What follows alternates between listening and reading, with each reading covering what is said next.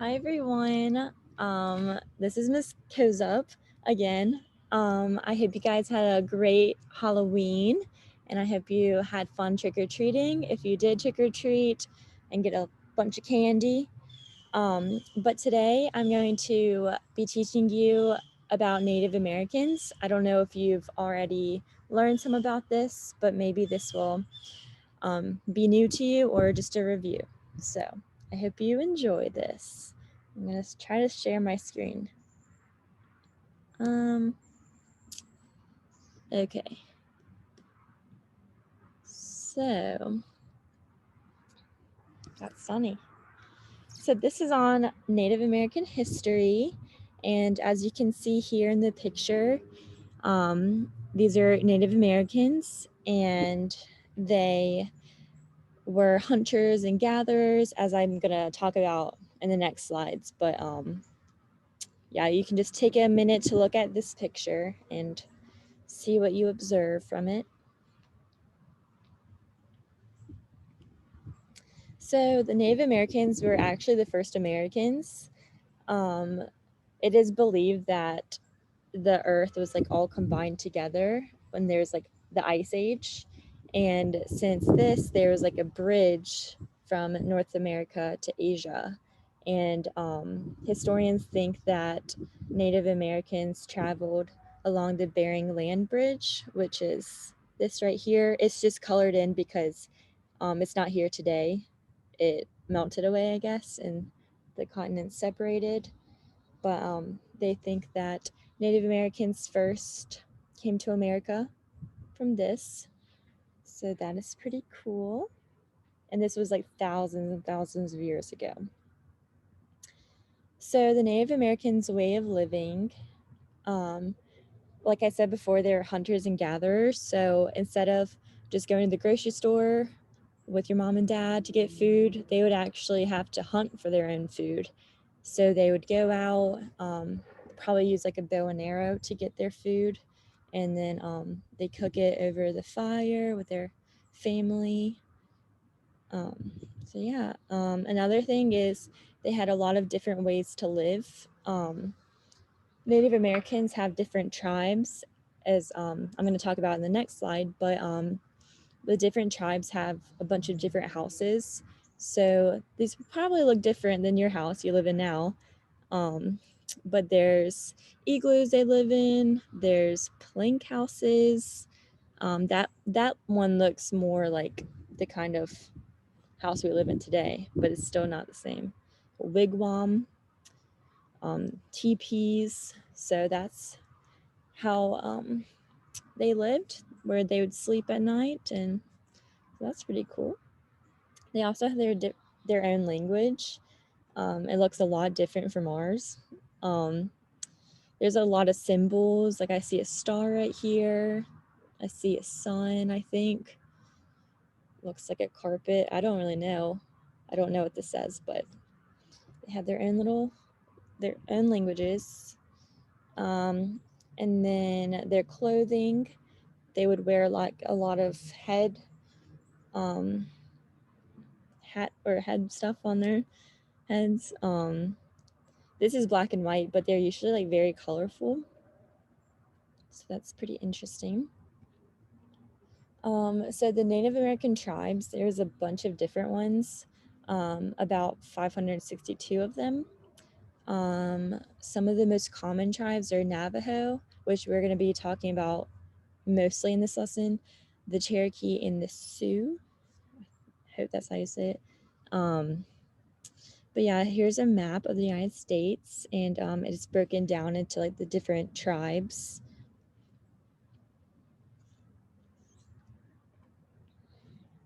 So the New World is when Christopher Columbus came over. So when Christopher Columbus came, he saw these people and he didn't think anyone was living here, and he was really surprised. And he actually called them the Indians because he thought he was in India, but they were Americans. So sometimes you can hear the Native Americans referred to as Indians, but that's just because of Christopher Columbus.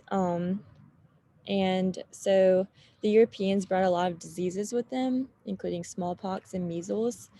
That made a lot of Native Americans get sick, and eventually they might have passed away from it because they weren't used to all these new diseases.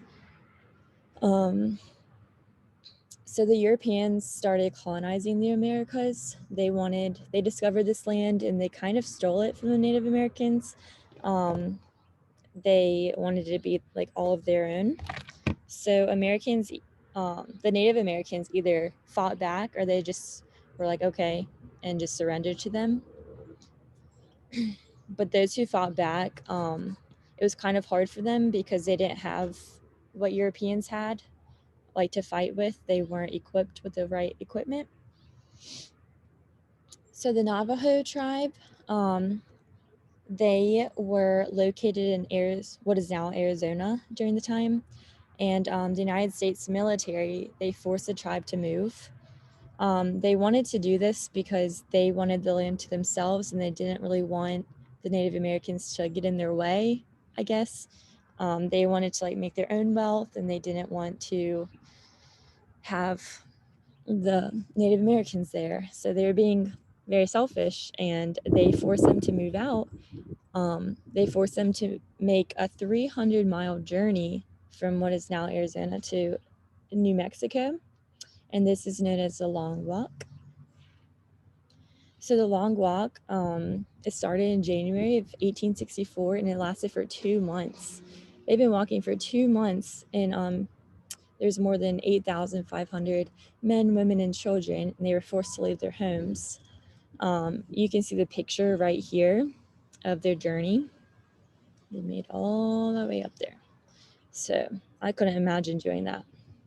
That's very sad. So getting into fry bread, so the US government had to provide them food or else they couldn't survive. So they were given like inexpensive stuff like canned goods and white flour and sugar and lard. And Native Americans created fry bread from this, putting all the ingredients together. And that's how fry bread came to be. And it's still like a staple food, like a important food in Native American households today. So here's a picture of it. I think it looks pretty good. I would eat it. Okay, so now I'm going to read you a book called Fry Bread. So my table. Okay. So this is called Fry Bread. It's a Native American family story. I'm sorry it's backwards. I don't know how to make it the opposite way, but at least you can see the pictures. You'll just have to read with me backwards, but it's okay. So it's written by Kevin Mallard. It's illustrated by Juana Martinez Neal. And I think the cover of this book is really interesting. It looks like an older woman with fry bread giving it to a younger kid. So it makes me think that fry bread is from generation to generation. So it's still like people are still making it today.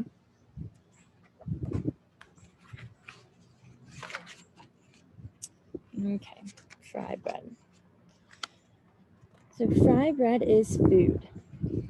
Flour, salt, water, cornmeal, baking powder, perhaps milk, and maybe sugar.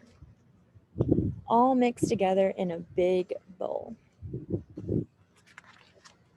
Fry bread is shape. Hands mold the dough flat like a pancake, round like a ball, or puffy like Nana's softest pillow. Fry bread is sound. The skillet clings on the stove, the fire blazes from below. Drop the dough in the skillet, the bubbles sizzle and pop. Fry bread is color. Golden brown, tan, or yellow, deep like coffee, sienna, or earth.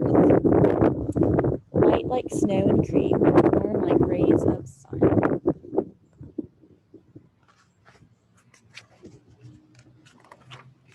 Fry bread is flavor. See beans or soup, smell tacos, cheese, and vegetables, delight in honey and jam, rise to discover what brings us together. Fry bread is time. On weekdays and holidays, supper, dinner, powwows, and festivals, moments together with family and friends. Fry bread is art. Sculpture, landscape, portrait, our daily craft, shared from teacher to student, a cycle of heritage and fortune. Fry bread is history.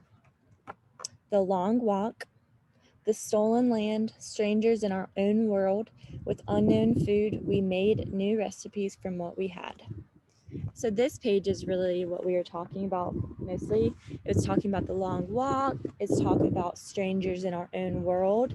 And they're talking about the Europeans who came over.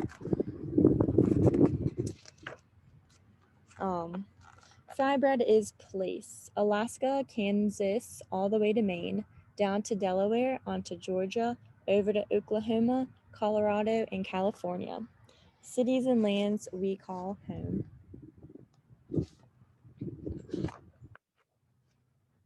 Fry bread is a nation. Okay, there's a lot of different tribes. I'm going to try to say it as best as I can. If I mispronounce it, I'm very sorry.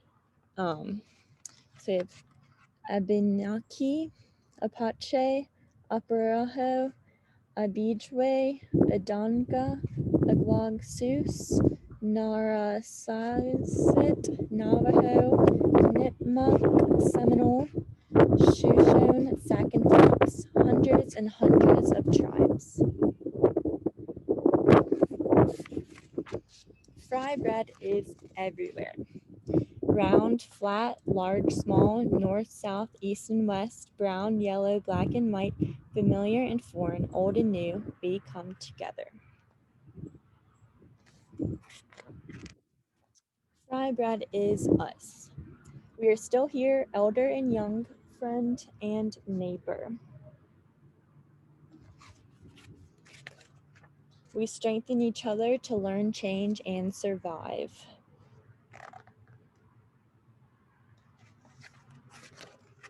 Fry bread is you. And then this book has a recipe for fry bread. So this is the book again if you ever want to check out the recipe. It's right here. So that's it. That is fry bread. I hope you enjoyed that. I'm going to post on your Google Classroom a Google forum